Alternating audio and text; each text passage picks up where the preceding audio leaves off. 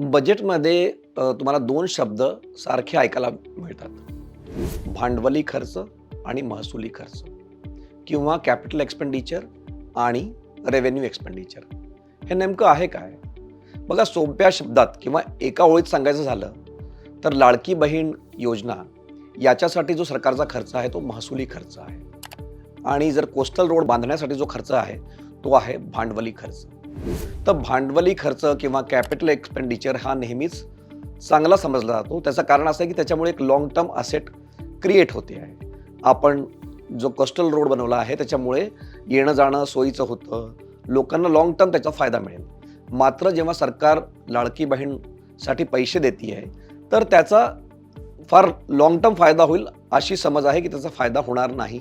म्हणून महसुली खर्च कमी असला पाहिजे आणि भांडवली खर्च हा जास्त असला पाहिजे. म्हणजे आता तुमचं आमचं बोलायचं झालं तर तुम्ही जर एक कार खरेदी केली तर कार खरेदी करण्यासाठी जे खर्च झाला तो झाला कॅपिटल एक्सपेंडिचर किंवा भांडवली खर्च.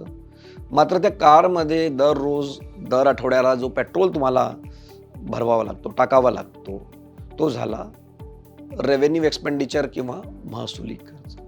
जसं आपण आपल्या घरामध्ये दर महिन्याला आपण खर्च करतो मुलांच्या शिक्षणावरती, आईवडिलांच्या औषधावरती किंवा घरात जे राशन आहे त्याच्यासाठी. हे जे खर्च आहे हे आहे आपले रेव्हेन्यू एक्सपेंडिचर, म्हणजे घर चालवण्यासाठी जे खर्च लागतात. तसंच सरकारचे जे खर्च आहे ज्याला आपण रेव्हेन्यू एक्सपेंडिचर म्हणतो, सरकारी कर्मचाऱ्यांची जी पगार आहे, त्यांचं पेन्शन आहे, लाडकी बहीणसारखी योजना आहे किंवा मोफत राशन देण्यात येतं आहे, हे सगळे महसुली खर्च आहे. हे फक्त सरकार चालवण्यासाठी खर्च होतात आहे.